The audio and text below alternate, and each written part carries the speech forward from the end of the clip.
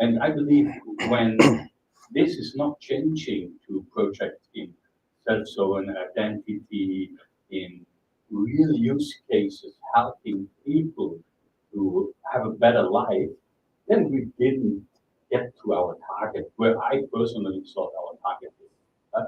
And today we have a project here called Sweair, and we met first in Dubai. We met the team. We decided to invest a bit in the project and to see what they are doing. Today with our other company in Acto, we said, let's do a partnership to help to build this up. And now I want to introduce Sandy, the founder of Sweair, to the stage and ask him to tell us a little bit about what you guys are doing with Sweair. Thank you, Sandy, for being here. Thank you. Thanks. Hello, everyone. I would like to start off with a scary thought. So, if you're a bit, light-hearted or have a heart condition or something like that, maybe don't listen to it right now. But imagine tomorrow morning you wake up, there's no internet. Like, it looks like impossible. But there are a lot of people that are still without internet in the world. In Africa, there's more than half of the population. And if we talk about true broadband, it's actually less than 1% in Africa. So we're not here even 100 people. So I guess nobody has broadband here at all. Yeah, and this is what we are trying to solve with Sweair. So my name is Sandy Bietens, and I'm the CEO of Sweair. And this is kind of a overview of our ecosystem. I asked Rolf how much time I have, and he said like 5 minutes, and I was like, yeah, good go. So it's really hard to explain what we're trying to do in really 5 minutes. I'll go over it quickly. But then in the end, if anyone has a question, I'll be here, so feel free to talk to me, and I'll answer all your questions. So, our idea is to connect the unconnected so that the bank can be, unbanked can be really banked. There's a lot of projects. The whole blockchain system has been kind of built on the idea of banking the unbanked to provide some financial services to the underprivileged. We at Sweair, we argue that you cannot really bank the unbanked if you don't connect them first. There is such a huge overlap with the unbanked and unconnected. This is just, you're not including, just including a small percentage. And then there's also another thing in banking the unbanked that I'll tell you a bit more, under, what do we have it, under providing digital financial services, more or less in the onboarding part, yeah, onboarding. So let's start with number one, right? So first of all, what Sweair is all about, to be honest, is actually connecting. I'll tell you a bit more about how we do it later on. We have two solutions there. And then the second thing is also creating a digital identity for our users. Um, Going into emerging markets is not only about connection, it's also about identity. There's a lot of things, there's actually the whole cornerstone of our society is built on identity. You cannot own anything if you don't have an identity. You cannot really use a lot of services right now if you don't have an ID.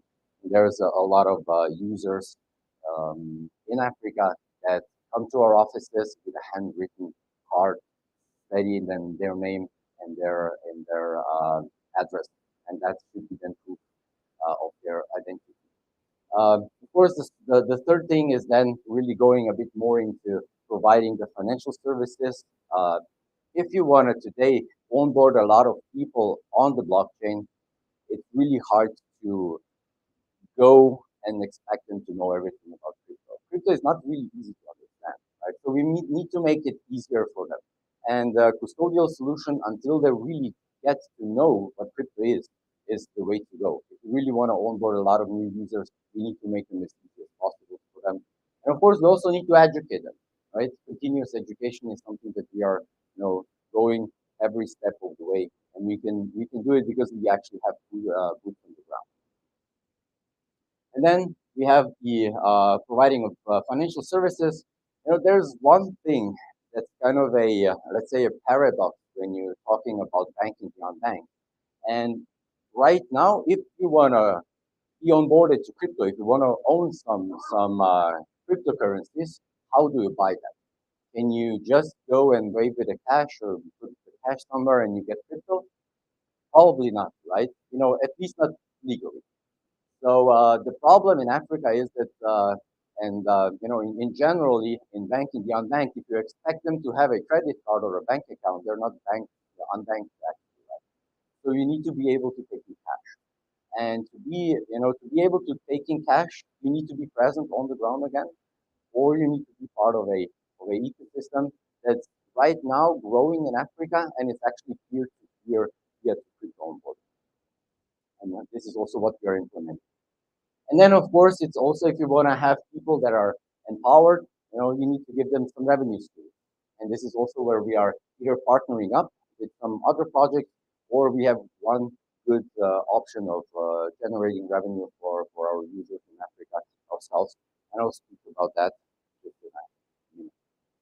So, how do we connect our users? First of all, we have our own proprietary solutions. We set up base stations. We have a range of 50 kilometers around our base stations, and we can beam a steady stream of broadband internet with speeds of up to 1 gigabit per second. So this is a solution that we've been developing for over 10 years right now, and I can proudly say it's being deployed in Sierra Leone for 2.5 years, and right now it's working beautifully. And we are also providing through the same link digital TV and IP telephony. And yeah, so maybe just a word here on why Africa has such a low broadband penetration. Right? It's because no cables to people's homes. Africa is really well connected to other continents with the big undersea cables. They spread throughout Africa, but then they stop, and then the cables to people's homes they're actually lacking. And there is no way really of building them. At least a lot of big companies have tried and they failed. So the only way right now is it looks like is going wirelessly in a way. Um, for us, when we set this up, we have far lower cost than any traditional telecom, and we can have the whole area covered in within 6 months. Where if you go this the traditional way, you probably need 5 to 7 years. And then the second part, is how to expand this as fast as possible.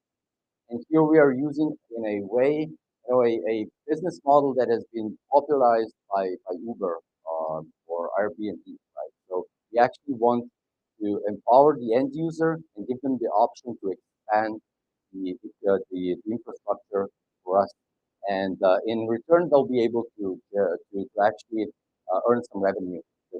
Because right now, it's still reserved only for the telco. So this is a big part of the blockchain that we're doing. We're giving out access point nodes, and with those access point nodes, we are allowing the end users to actually share their internet connection. So we are giving them a really high level, high speed internet connection, and then they take that one and they set up an access point node, and then those access point nodes connect one to each other, and then create a wireless mesh network where people can just use it with their Wi-Fi phone. Um, that's yeah. So we are building a pilot project here. Right now, this is still in our lab, but the pilot project is being designed and built in the Democratic Republic of the Congo, near Kinshasa. So what we are trying to do is there is a road that's leading from the airport to Kinshasa city center. It's around 20 kilometers long. There are around 1 million people, actually more than 1 million people, walking this street every day. And there is really bad mobile signal, and even with that signal, it's really hard to get people to use the internet because they just don't have the means to do it. What we are providing is Wi-Fi connectivity on this road, the 20-kilometer road, with yeah, we're still looking, but we actually want to come down to between $10 and $20 per month for using such a wireless solution. And That will be a game changer for Africa. Maybe you think it's still expensive here, but I can tell you that in Africa, on average, internet costs 3 times the price that it costs here. So 3 times, and usually you have even capped data. So we have all the data is uncapped. We're really trying to get this price down as much as possible. And there is one more thing that I would like to talk to you about today, just briefly, and this is how we utilize NFTs. So we are putting our subscription services on the NFTs, and with it, we are allowing the end user to actually own their subscription. Right now, if you think about it a bit, right, you have a subscription to your phone, to your internet, to probably something for your TV, right? But you're allowed to consume the services, but that's it. So you're actually not owning your subscription. So with the NFTs, what we are doing is we are allowing the end user to actually take that subscription and send it to someone else. They can gift it, they can resell it on the secondary market. If they use it half of it, they can sell the second half. Right? It can be a form of donation. So right now we are connecting a few schools already in Sierra Leone. Just 10 days ago, we connected a school with 450 students. They're really, really happy to get free internet for once. And what we can set up is just set up some wallets. People can go buy NFTs and send it to their wallet. A school or a prosperous student can get free internet for that. So yeah, this is more or less. I think my time is far over already. um, I would like to say one more thing. So in 2 days, we're actually having our token launch. If you're interested, just follow us. Here are maybe you can scan the QR code. You'll get our white paper and all the other stuff. And here are a few of our links to our social channels. But the easiest way is actually to go to 3air.io and you'll get all the information there. So thank you very much. I hope you found it interesting. And please just come talk to me. I'll gladly explain more about what we do. Thank you very much. Great to have you here. Really, this is one of the first projects we want to showcase. Many more to come. I really love what you're doing, and I assume $20 for a month there getting internet is a lot of money, but just that you get the access to that. I'm a mobile phone addicted, and I'm staying to that. Besides my line and my laptop is my mobile phone, and I don't want to miss that. If you are limited like that, thanks a lot. Thank you very much. Have a nice evening and enjoy the rest. Thank you.